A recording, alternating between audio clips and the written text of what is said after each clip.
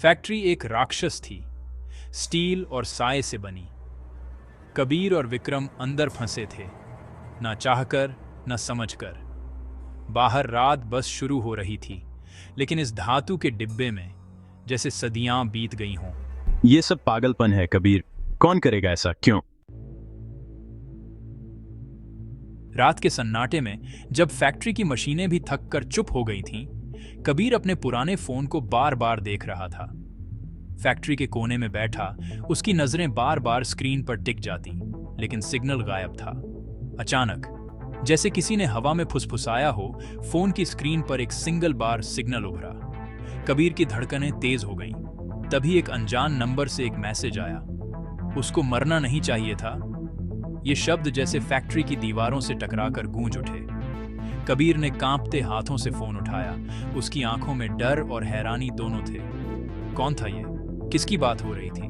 और क्यों अब इतने सालों बाद ये संदेश आया? मन में पड़ते हुए धीमे स्वर में, उसको मरना नहीं चाहिए था।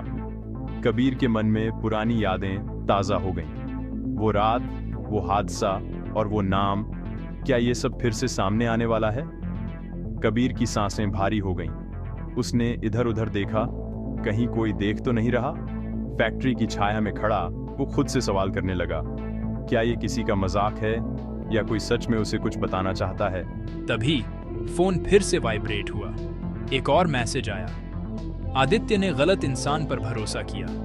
कबीर की आंखें चौड़ी हो गईं। आदित्य, ये नाम सुनते ही उसके दिमाग में पुरानी घटनाएं घूमने लगीं। किस पर भरोसा किया था आदित्य ने, और क्या वो भरोसा उसकी मौत की वजह बना? कबीर ने कांपते हाथों से जवाब टाइप किया, इंसाफ। जैसे ही उसने भेजा, स्क्रीन पर सिग्नल फिर से गायब हो गया। अब फोन फिर से खामोश था, लेकिन कबीर के मन में सवालों का शोर मच गया था। फैक्ट्री के अंदर माहौल अचानक बदल गया। कुछ मजदूरों की नजरें कबीर पर टिक गईं, मानो उन्हें भी किसी अनहोनी का आभास हो गया हो। सिग्नल गायब था, लेकिन शक का बीज अब सबके दिलों में बो दिया गया था। कौन था वो रहस्यमयी संदेश भेजने वाला? क्या सच में कोई पुराना राज फिर से बाहर आने वाला था? कबीर के लिए ये रात अब कभी वैसी नहीं रहेगी जैसी पहले थी। उसकी जेब से निकली फुसफुसाहट ने सबकी नींद उड़ा दी थी। स्वागत है कबीर, स्वागत है विक्रम। जैसे ही फैक्ट्री के भारी दरवाजे रात के सन्नाटे में चरमराते हुए खुले, एक अजीब सी ठंडक हवा में घुल गई। फैक्ट्री के इंटरकॉम सिस्टम पर लाल बत्ती टिमटिमाई और हर कोना जैसे किसी अनदेखी निगाह से देख रहा हो। कबीर और विक्रम दोनों की धड़कनें तेज थीं, जैसे किसी अनजाने खतरे का आभास हो। सुरक्षा कैमरे की निगाह में वे दोनों छोटे छोटे डरे हुए दिख रहे थे, मानो किसी और ही दुनिया में कदम रख रहे हों। उम्मीद है मेरी छोटी सी पार्टी में मजा आ रहा है। फैक्ट्री के बीचों बीच एक लंबा टेबल सजा था, जिस पर तेज रोशनी पड़ रही थी और उसके चारों ओर सन्नाटा पसरा था। ब्रेक रूम में एक अकेला मध्यम बल्ब टिमटिमा रहा था, जैसे किसी पुराने रहस्य की गवाही दे रहा हो। कुछ मजदूर एक कोने में खड़े थे। उनके चेहरे पर असहजता और डर साफ झलक रहा था। वे एक दूसरे की ओर देख रहे थे, मानो पूछना चाह रहे हों, ये सब क्या हो रहा है? आदित्य के बारे में बहुत सवाल पूछे हैं, है ना? फैक्ट्री की दीवारों के बीच गूंजती आवाज ने सबको चौंका दिया। कुछ मजदूर फुसफुसा रहे थे, उनके हाथ घबराहट में कांप रहे थे। फैक्ट्री की इमरजेंसी लाइट की हल्की रोशनी में उनके चेहरे पर चिंता की लकीरें और गहरी हो गईं। हर कोई जानना चाहता था, आखिर आदित्य के साथ क्या हुआ था? उसकी अचानक गुमशुदगी ने सबको बेचैन कर दिया था। और अब जैसे जैसे रात गहराती जा रही थी, डर और रहस्य और भी गहरा होता जा रहा था। आज रात तुम जानोगे कि उसके साथ क्या हुआ था। एक रहस्यमयी परछाई फैक्ट्री के गलियारों में घूम रही थी। मशीनों की टिमटिमाती लाइटें माहौल को और डरावना बना रही थी। एक अकेली साया सी आकृति अंधेरे में खड़ी थी, मानो किसी का इंतजार कर रही हो। कबीर और विक्रम की सांसें थम गईं। क्या आज रात उन्हें सच का सामना करना पड़ेगा? स्पीकर की गूंजती आवाज ने उनकी हड्डियों तक डर बैठा दिया। हर शब्द, हर गूंज जैसे दीवारों से टकराकर उनके दिलों में उतर रही थी। फैक्ट्री के पुराने धूल भरे स्पीकर से आती आवाज में एक अजीब सी ठंडक थी जो सीधे उनकी आत्मा को छू रही थी। हर कोना, हर दीवार जैसे उस आवाज को दोहरा रही थी, कोई छुपा हुआ सच, कोई अनकहा डर। अब यह फैक्ट्री उनकी निजी नर्क थी। रात के सन्नाटे में फैक्ट्री के सुनसान गलियारे और अंधेरे कोनों ने सबको घेर लिया था। हर कदम पर लगता था जैसे कोई छाया पीछा कर रही हो। अब यह जगह जहां कभी वे रोज काम करते थे, एक डरावने सपने में बदल चुकी थी।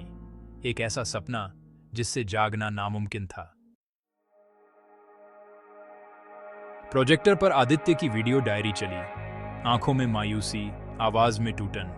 मैंने भरोसा किया और मुझे धोखा मिला। सब पैसों का खेल था। माफ करना, किसी पर भरोसा मत करना। कबीर और विक्रम जड़ हो गए। अब सच सामने था और वो बहुत कड़वा था। वीडियो में एक और आवाज उभरी, रिया की। उसकी बेरहम बातें आदित्य के जख्मों पर नमक थीं। हो गया तुम्हारा नाटक आदित्य, किसी को फर्क नहीं पड़ता। कबीर को झटका लगा। रिया ही थी असली गुनहगार। वीडियो बंद और सन्नाटा और भारी हो गया। अब शक और गुस्से की दीवार कबीर और विक्रम के बीच थी। रिया ने सबको छला था। कबीर, मैं कसम खाता हूं, मुझे कुछ नहीं पता था। रिया ने हम सबको बेवकूफ बनाया। क्या वाकई विक्रम?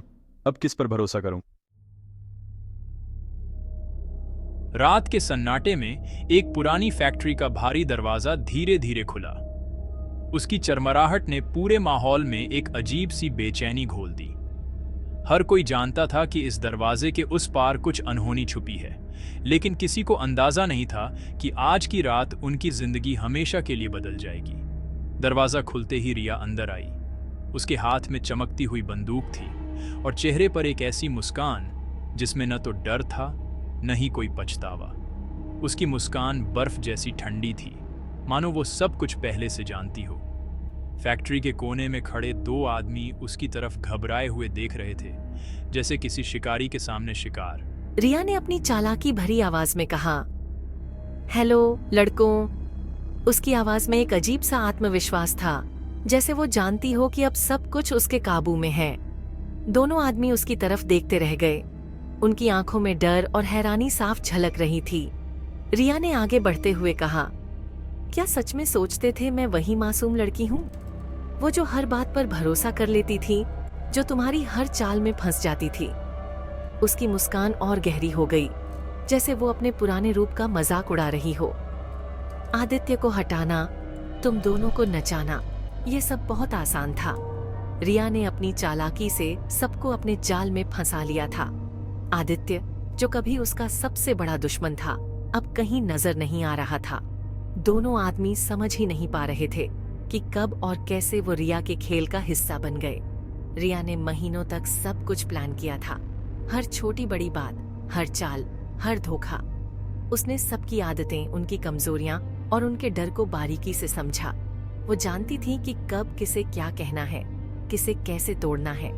अब उसी फैक्ट्री में रिया अकेली खड़ी थी, पूरी तरह से काबू में, जैसे वो इस अंधेरे की रानी हो।